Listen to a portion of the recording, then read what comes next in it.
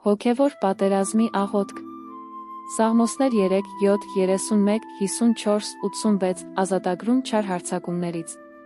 Բարև ձեզ, Քրիստոսի սիրելի զինվորներ, այսօր մենք մտնում ենք խորապես կարևոր թեմայի մեջ, ազատագրումը չար հարձակումներից։ Մենք ապրում ենք ժամանակաշրջանում, երբ չարի ուժերը դարձել են ավելի համարձակ, ավելի ագրեսիվ իրենց հարձակումներում Աստծո երեխաների դեմ, բայց մենք չենք վախենում, որովհետև մենք ծառայում ենք Աստծուն, ով ավելի հզոր է, քան ցանկացած խավարի ուժ։ Սաղմոս 3-ում Դավիթը սկսում է մի ցավոտ աղաչանքով. Տեր, ինչքան են բազմացել իմ նեղիչները, շատերը բարձրանում են ինձ դեմ, շատերը ասում են իմ հոգու մասին։ Աստծուց նրա համար փրկություն չկա։ Այս խոսքերը արտահայտում են մի խորը ցավ, որը շատ հավատացյալներ ապրում են, երբ նրանք զգում են, որ բոլորը դավադրում են իրենց դեմ, երբ նույնիսկ նրանց հավատքը դրվում է կասկածի տակ, բայց Դավիթը չի կանգնում այնտեղ։ Նա շարունակում է. բայց դու, Տեր, վահան ես իմ շուրջը, իմ փառքը, եւ նա, ով բարձրացնում է իմ գլուխը։ Ազատագրումը չար հարձակումներից սկսվում է հասկանալով մեր իրական դիրքը Քրիստոսի մեջ։ Մենք ոչ թե խեղճ զոհեր ենք, ոչ թե անօգնական անձինք չար ուժերի համար, մենք ենք հաղթողներ Քրիստոսի միջոցով, մենք ենք հավասար ժառանգներ նրա հետ։ Մենք ենք թագավորության երեխաները, երբ մենք հասկանում ենք այս ճշմարտությունը, երբ մենք իսկապես գիտակցում ենք, թե ով ենք մենք Քրիստոսի մեջ, մենք սկսում ենք տեսնել հարձակումները այլ լույսի տակ։ Սաղմոս 7-ում Դավիթը աղոթում է. Տեր իմ Աստված, քեզ վրա եմ ապավինում, փրկիր ինձ բոլոր իմ հալածիչներից եւ ազատագրիր ինձ։ Ազատագրումը պահանջում է, որ մենք դնենք մեր լրիվ վստահությունը Աստծո վրա։ Մենք չենք կարող ազատվել մեր սեփական ուժերով։ Մենք չենք կարող փրկվել մեր սեփական խորամանկությամբ։ Ազատագրումը գալիս է միայն Աստծուց, եւ մենք պետք է լրիվ կախված լինենք նրանից։ Բայց ինչպես մենք ապավինում ենք Աստծո վրա, առաջինը մենք պետք է գանք նրա մոտ աղոթքով, ազնիվ, ինտենսիվ հավատքով լի աղոթք։ Սաղմոս 31-ում Դավիթը աղոթում է. Քեզ վրա, Տեր, ես ապավինել եմ, թող երբեք ամաչեմ, քո արդարությամբ փրկիր ինձ։ Մատրեք ձեր ականջը ինձ, արագ փրկեք ինձ, եղեք իմ ամուր ապարաժը, ամրոց ինձ փրկելու համար։ Դավիթը ոչ միայն աղոթում է, նա աղաչում է, նա հրատապությամբ դիմում է Աստծուն, եւ սա ձևավորում է մեր աղոթքների տոնը, երբ մենք ազատագրության կարիք ունենք։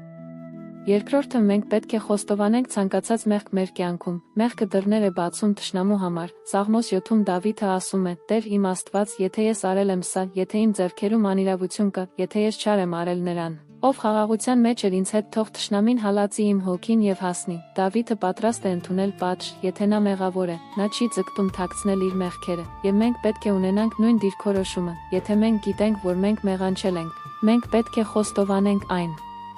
ապաշխարենք եւ խնդրենք Աստծո ներողությունը։ Երրորդը մենք պետք է ներենք նրանց, ովքեր մեզ վատություն են արել։ Սա երբեմն ամենածանր մասն է, երբ մենք վիրավորված ենք, երբ մեզ վրա հարձակվել են, բնական է ցավ եւ զայրույթ զգալ, բայց եթե մենք պահում ենք դառնությունը մեր սրտերում, մենք տալիս ենք թշնամուն ինչ-որ բան, որը նա կարող է օգտագործել մեր դեմ։ Ներողությունը ազատագրում է մեզ դառնության կապերից եւ բացում է ճանապարհը Աստծո լրիվ ազատագրման համար։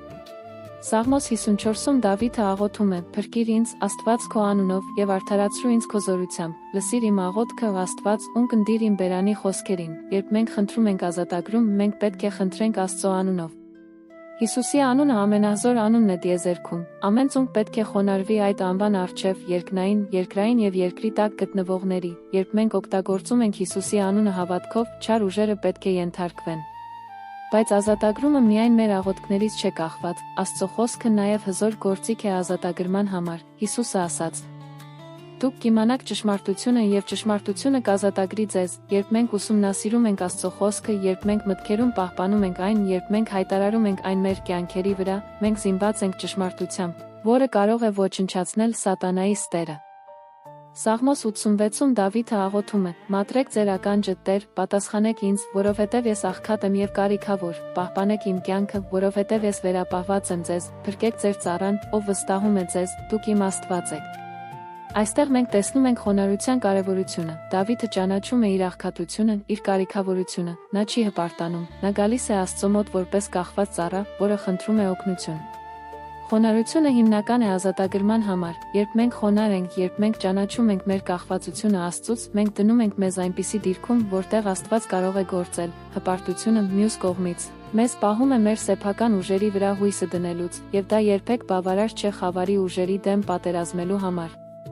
Մենք պետք է նաև հասկանանք, որ ազատագրումը երբեմն անմիջական է, բայց երբեմն դա գործընթաց է, երբեմն Աստված ակնթարթորեն ազատագրում է մեզ, իսկ երբեմն նա մեզ առաջնորդում է քայլ առ քայլ դեպի ազատագրում։ Սաղմոս 31-ում Դավիթը ասում է. «Շնորհակալ եմ Տիրոջը, որովհետև նա ցույց տվեց իր հրաշալի սերը ինձ համար ամրացված քաղաքում, իմ տագնապի մեջ ես ասացի.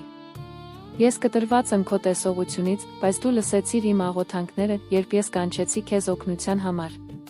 Երբեմն, նույնիսկ երբ մենք աղոթում ենք, մենք կարող ենք զգալ, որ Աստված հեռու է, բայց սա զգացում է, ոչ թե իրականություն, Աստված երբեք չի լքում մեզ, նա միշտ մեզ հետ է, նույնիսկ երբ մենք չենք զգում նրա ներկայությունը։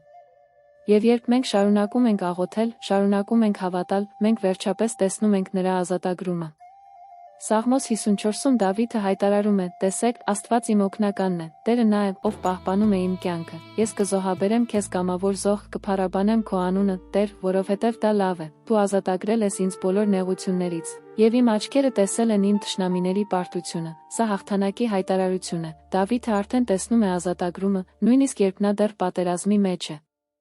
Մենք պետք է ունենանք նույն հավատքը, մենք պետք է կարողանանք հայտարարել մեր հաղթանակը, նույնիսկ երբ հարձակումները դեռ շարունակվում են։ Սա հավատքով քայլելն է, ոչ թե տեսությամբ, սա վստահելն է Աստծո խոստումներին։ Նույնիսկ երբ հանգամանքները հակառակը են ցույց տալիս, եւ երբ մենք այդպես ապրում ենք, երբ մենք հայտարարում ենք Աստծո խոստումները մեր կյանքերի վրա, մենք տեսնում ենք, որ այդ խոստումները դառնում են իրականություն։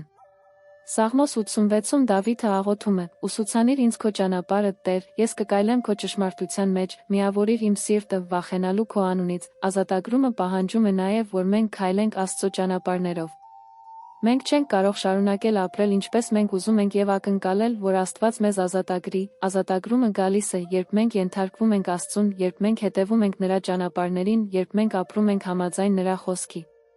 Մենք պետք է նաև հասկանանք, որ ազատագրումը միայն մեր անձնական օգուտի համար չէ։ Երբ Աստված ազատագրում է մեզ, դա իրականում վկայություն է ուրիշների համար։ Մեր ազատագրումը ցույց է տալիս Աստծո զորությունը, նրա հավատարմությունը, նրա սերը։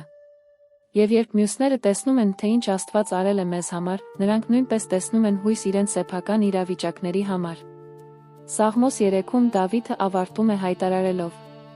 «Փրկությունը Տիրոջից է, քո օրհնությունը քո ժողովրդի վրա է»։ Մեր ազատագրումը վերջնականապես գալիս է միայն Տիրոջից, ոչ մի մարդ, ոչ մի մեթոդ, ոչ մի ձև կամ արարողություն չի կարող մեզ ազատագրել։ Միայն Աստվածը իր հսկայական զորությամբ եւ անսահման սիրով կարող է իսկապես ազատագրել մեզ խավարի ուժերից։ Կանգնեցեք ուժեղ հավատքի մեջ, աղոթեցեք անդադար եւ վստահեցեք, որ Աստված կբերի ձեր ամբողջական ազատագրումը Հիսուսի անունով։ Դուք ազատ եք։